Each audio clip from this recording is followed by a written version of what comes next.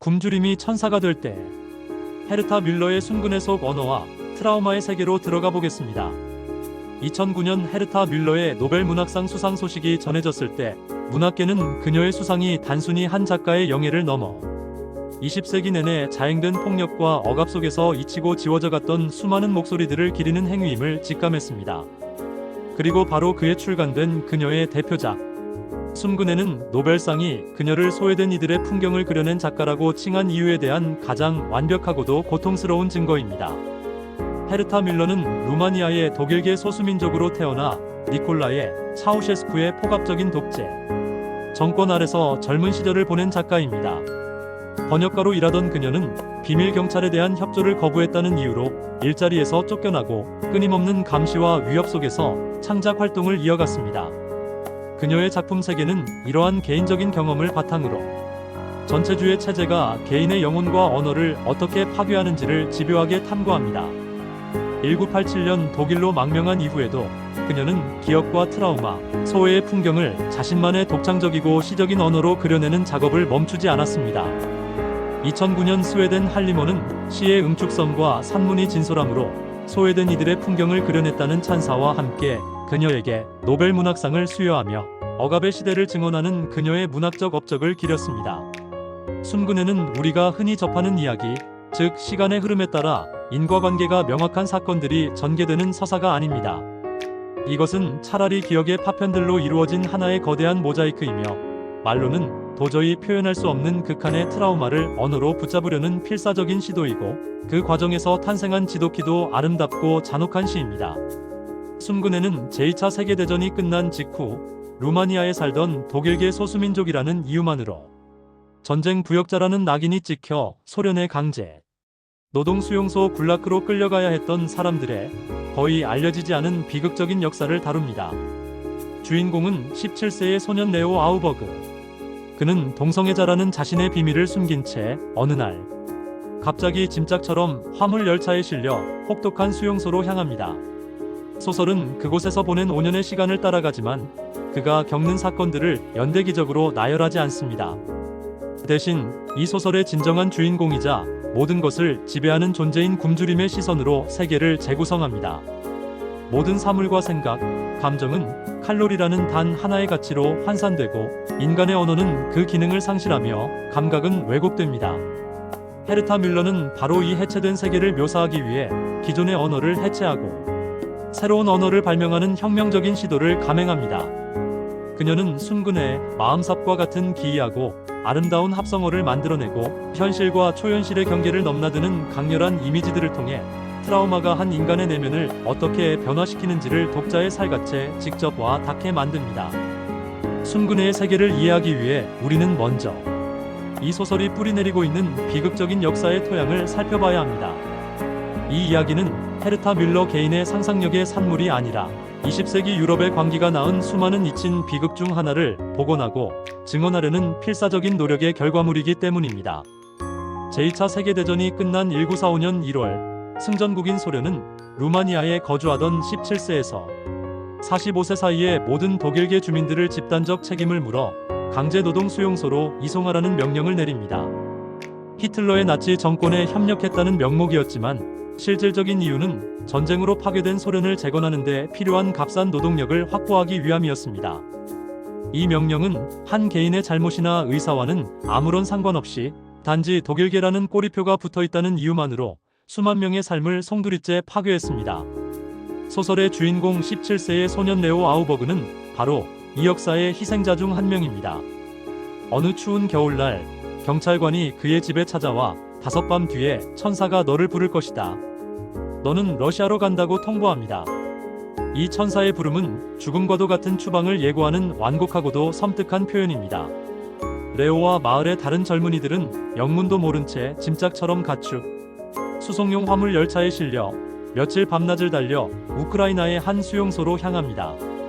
이 소설의 서사는 사실 헤르타 뮬러 자신의 가족사와도 깊이 연결되어 있습니다. 그녀의 어머니 역시 17세의 나이에 똑같은 수용소로 끌려가 5년간의 끔찍한 세월을 보냈습니다. 또한 뮬러는 이 소설을 집필하기 위해 자신과 같은 루마니아 출신의 시인이자 실제로 수용소 생활을 경험했던 오스카르 파스티오르와 수년간에 걸쳐 깊은 대화를 나누고 그의 증언을 기록했습니다. 비록 파스티오르는 책이 완성되기 전에 세상을 떠났지만 그의 생생하고도 고통스러운 기억은 소설의 모든 장면에 짙게 배어 있습니다. 레오 아우버그라는 인물은 바로 이 파스티오르 시인의 분신과도 같은 존재입니다. 헤르타 뮬러의 문학 세계를 이해하는 가장 중요한 열쇠는 그녀의 독창적이고도 혁명적인 언어 그 자체에 있습니다. 특히 순근해에서 그녀의 언어는 단순히 이야기를 전달하는 도구를 넘어 소설의 주제와 형식이 완벽하게 일치하는 경지를 보여줍니다. 그녀가 묘사하는 수용소의 세계는 인간의 이성과 논리가 완전히 파괴된 곳입니다. 그곳에서는 정상적인 언어로는 도저히 현실을 설명할 수도 감정을 표현할 수도 없습니다. 따라서 뮬러는 기존의 언어 체계를 해체하고 트라우마와 굶주림이라는 극한의 경험을 담아낼 수 있는 자신만의 새로운 언어를 창조하는 대담한 문학적 실험을 감행합니다. 그녀의 언어 실험에서 가장 두드러지는 특징은 바로 기이하고도 시적인 합성어의 사용입니다. 소설의 원제이기도 한 순근해가 대표적입니다. 이는 숨과 그네를 합친 말로 숨을 쉴 때마다 그네처럼 흔들리는 굶주린 몸의 감각, 그리고 삶과 죽음 사이를 위태롭게 오가는 수용소에서의 실존적 상태를 압축적으로 보여주는 뮬러만이 만들어낼 수 있는 단어입니다. 또 다른 예로 마음삽이 있습니다. 이는 마음 심장과 삽을 합친 말로 시멘트를 푸는 삽질이라는 고된 노동이 마치 자신의 심장을 파내는 것처럼 고통스럽다는 감각을 직접적으로 전달합니다. 이 외에도 굶주림 비단, 빵 천사 등 수많은 합성어들이 등장하는데 이 단어들은 논리적인 설명으로는 결코 전달할 수 없는 감각적이고 신체적인 경험의 본질을 독자의 뇌리에 직접 각인시키는 역할을 합니다. 또한 뮬러는 현실과 초현실의 경계를 넘나드는 강렬하고도 낯선 이미지를 통해 수용소의 왜곡된 현실을 그려냅니다. 이 소설에서 가장 중요한 이미지는 바로 굶주림 천사입니다. 굶주림은 더 이상 단순한 생리적 현상이 아닙니다. 그것은 레오의 곁을 그림자처럼 맴돌며 그에게 말을 걸고 그의 모든 감각을 지배하는 하나의 인격체, 즉 천사로 의인화됩니다. 이 굶주림 천사는 레오의 눈을 통해 세상을 바라봅니다. 모든 사물은 오직 먹을 수 있는가와 먹을 수 없는가로 구분됩니다.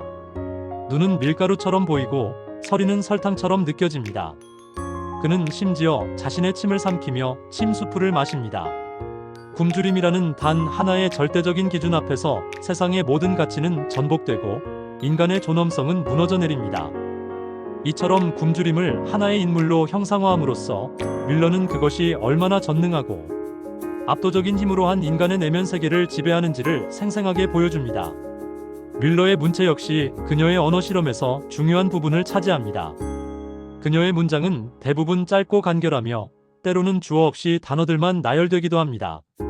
이는 논리적이고 일관된 서술이 불가능해진 트라우마로 인해 파편화된 기억의 작동 방식을 그대로 모방한 것입니다. 나는 안다, 내가 떠난다는 것을. 그리고 나는 안다, 내가 돌아오지 않을 것임을. 과 같은 문장들이 시처럼 반복되면서 소설 전체에 비극적이고 애절한 운율을 부여합니다. 그녀는 이야기를 설명하거나 해석하려 하지 않습니다. 대신 감각적인 이미지와 시적인 리듬을 통해 독자들이 그 상황의 감정적 핵심에 직접 가닿게 만듭니다. 결국 헤르타 뮬러의 언어는 상처의 리얼리즘이라고 부를 수 있습니다.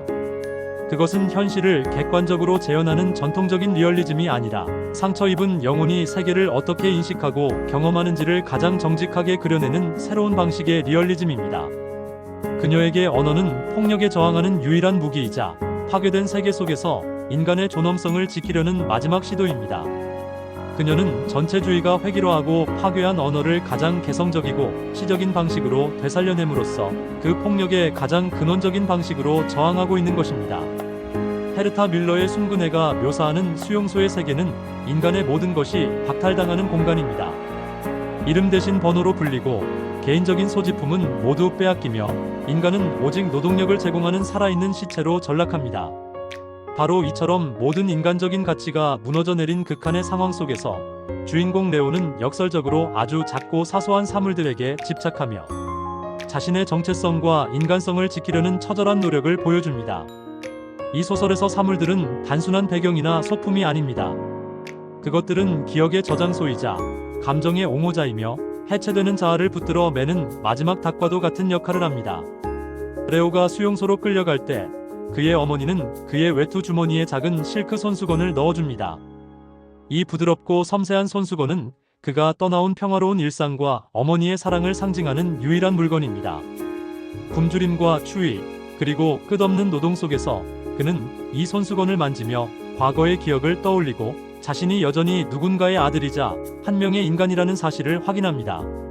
이 손수건은 곧 해지고 닳아 없어지지만 그것이 주었던 감각의 기억만큼은 그의 내면에 깊이 각인됩니다. 수용소 안에서 레오가 모으는 것들은 쓸모없는 잡동사니들입니다. 녹슨 못, 색깔 있는 유리 조각, 낡은 단추, 버려진 헝겊 조각. 이 사물들은 생존에 아무런 도움이 되지 않지만 레오에게는 세상에서 가장 소중한 보물입니다. 왜냐하면 이 사물들은 수용소의 획일적인 시스템이 부여한 것이 아니라 그가 직접 발견하고 선택한 자신만의 것이기 때문입니다. 이것들을 모으는 행위는 모든 것을 빼앗긴 상황 속에서 자신만의 작은 소유의 공화국을 건설하려는 자율성을 향한 필사적인 몸짓입니다.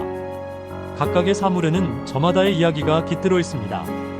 단추 하나는 죽은 동료의 옷에서 떼어낸 것일 수 있고 유리 조각은 한때 창문이었을지도 모릅니다. 이 사물들을 통해 그는 자신과 타인의 역사를 기억하고 무의미한 시간의 흐름 속에 작은 좌표들을 새겨 넣습니다. 이러한 사물에 대한 집착은 굶주림이 모든 것을 지배하는 상황에서 더욱 극적으로 나타납니다. 레오에게 감자 껍질은 더 이상 음식물 쓰레기가 아닙니다. 그것은 태양의 얇은 피부이자 생명 그 자체의 상징입니다.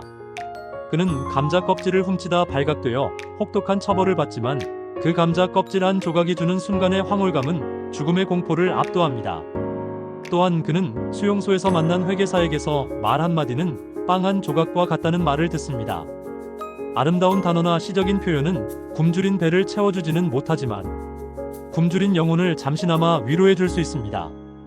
이처럼 물질적인 것과 정신적인 것, 사물과 언어의 경계가 허물어지는 경험을 통해 밀러는 인간이 생존하기 위해 필요한 것이 단지 빵만이 아님을 역설합니다. 특히 소설 속에서 반복적으로 등장하는 할머니의 축음기 이미지는 이러한 사물의 역할을 상징적으로 보여줍니다.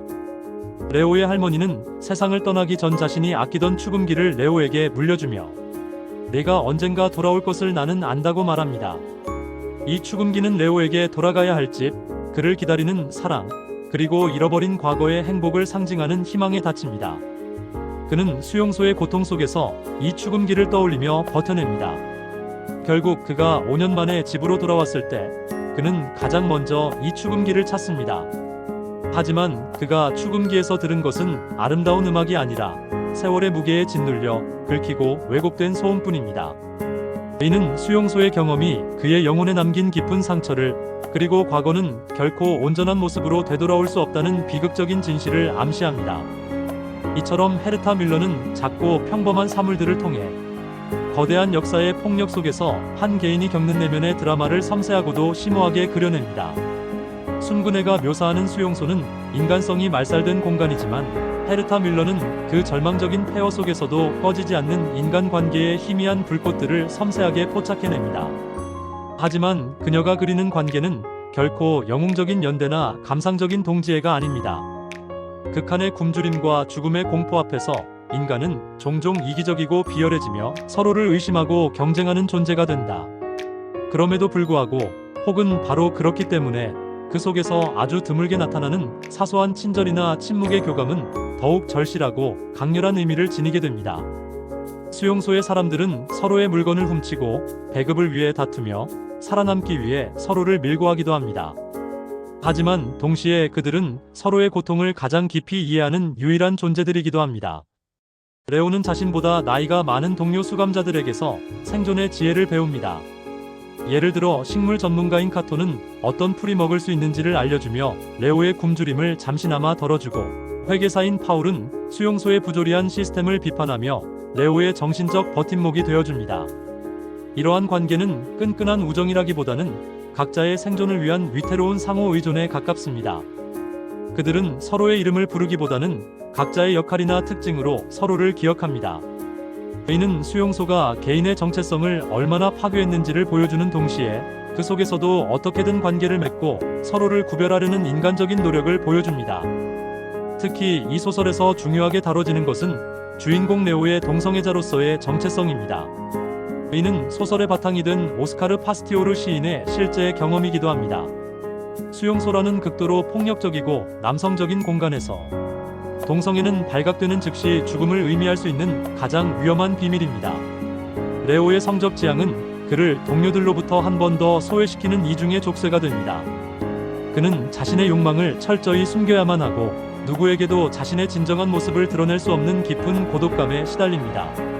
하지만 바로 이 금지된 욕망이 역설적으로 그에게 구원의 순간을 가져다 주기도 합니다. 그는 수용소의 감시관 중 한 명에게 남몰래 연정을 품게 됩니다.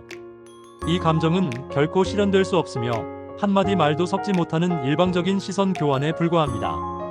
하지만 이 침묵의 관계 속에서 레오는 잠시나마 자신이 여전히 사랑하고 욕망할 수 있는 인간이라는 사실을 확인합니다. 그의 감정은 비록 금지된 것이지만 굶주림과 노동만이 존재하는 비인간적인 세계에 균열을 내는 가장 인간적인 행위가 됩니다. 이는 전체주의 체제가 아무리 개인의 육체를 통제하려 해도 그 내면의 가장 깊은 곳에 있는 욕망과 영혼까지는 결코 완전히 지배할 수 없다는 저항의 메시지를 담고 있습니다.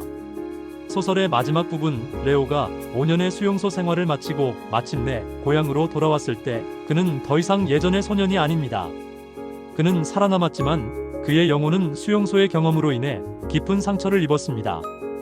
그는 정상적인 세계에 적응하지 못하고 사람들과의 관계 맺기에 어려움을 겪습니다.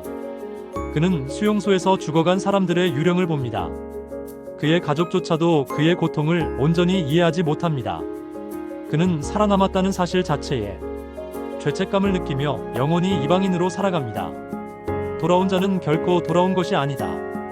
이 소설의 마지막 문장은 트라우마에 지울 수 없는 흔적과 전쟁과 폭력이 한 인간의 삶을 얼마나 영구적으로 파괴하는지를 압축적으로 보여줍니다. 결국 순근에는 살아남은 자의 슬픔에 대한 이야기이자 서로의 상처를 온전히 이해할 수 없는 인간관계의 근원적인 고독에 대한 깊은 성찰입니다. 헤르타 밀러의 순근에는 독서의 즐거움을 위한 책이 아닙니다. 오히려 이 책을 읽는 경험은 고통스럽고 불편하며 때로는 숨이 막힐 듯한 무게감으로 우리를 짓누릅니다. 하지만 바로 그 고통과 불편함이야말로 이 소설이 가진 위대한 문학적 성취이자 우리가 이 책을 반드시 읽어야만 하는 이유입니다. 순근에는 우리에게 잊힌 역사의 진실을 알리는 것을 넘어 트라우마가 한 인간의 언어와 감각, 그리고 세계를 인식하는 방식 자체를 어떻게 송두리째 바꾸어 놓는지를 체험하게 만들기 때문입니다. 밀러는 이 소설을 통해 문학이 무엇을 할 수 있고 또 무엇을 해야만 하는지에 대한 근본적인 질문을 던집니다. 홀로코스트 이후, 아우슈비츠 이후 서정시를 쓰는 것은 야만이다라고 말했던 철학자 아도르노의 유명한 명제에 대해 밀러는 자신만의 방식으로 응답합니다. 그녀는 아우슈비츠와도 같은 극한의 비극을 증언하기 위해서는 역설적으로 가장 시적인 언어가 필요하다고 말하는 듯합니다. 사실을 건조하게 나열하는 역사 서술이나 논리적인 분석만으로는 결코 그 참상의 본질에 다가갈 수 없습니다. 오직 상처 입은 영혼의 언어, 즉 파편화되고 비유적이며 감각적인 시의 언어만이 그 끔찍한 경험의 깊이를 조금이나마 전달할 수 있다는 것입니다. 그녀가 발명한 순근의 마음삽과 같은 단어들은 수백 페이지의 설명보다 더 강력하게 수용소의 고통을 우리의 몸에 직접 새겨 넣습니다. 또한 이 소설은 기억과 증언의 소중함에 대해 다시 한번 생각하게 합니다. 레오 아우버그의 이야기는 단지 한 개인의 불행이 아니라 20세기 내내 전체주의의 광기 속에서 이름도 없이 사라져간 수백만 명의 목소리를 대변합니다.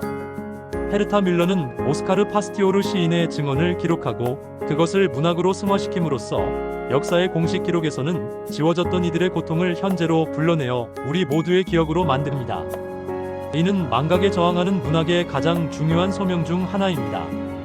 그녀의 글쓰기는 죽은 자들을 위한 진혼제이자 살아남은 자들이 짊어져야 할 기억의 윤리에 대한 준엄한 요구입니다. 2009년 노벨 문학상 위원회가 그녀의 문학을 시의 응축성과 산문의 진솔함으로 소외된 이들의 풍경을 그려냈다고 평한 것은 지극히 정확합니다. 순근에는 바로 그 시의 응축성을 통해 가장 진솔한 현실을 드러내는 작품입니다. 소설 속에서 레오는 굶주림 속에서 단어 하나, 사물 하나에 집착하며 자신의 인간성을 지키려 했습니다. 작가 헤르타 뮬러 역시 망각과 침묵이라는 거대한 폭력 앞에서 단어 하나하나를 세공하고 이미지를 벼려내어 잊혀가는 이들의 존엄성을 지켜내려 합니다. 이 책을 읽는 것은 쉽지 않은 여정이지만 그 여정의 끝에서 우리는 인간이 다른 인간에게 얼마나 잔인해질 수 있는지, 그리고 그 모든 절망 속에서도 인간의 영혼이 얼마나 끈질기게 아름다움을 갈망하는지를 목격하게 될 것입니다. 그것이야말로 이 위대한 소설이 우리에게 주는 가장 큰 선물이자 우리가 끝내 외면해서는 안 될 역사의 교훈입니다.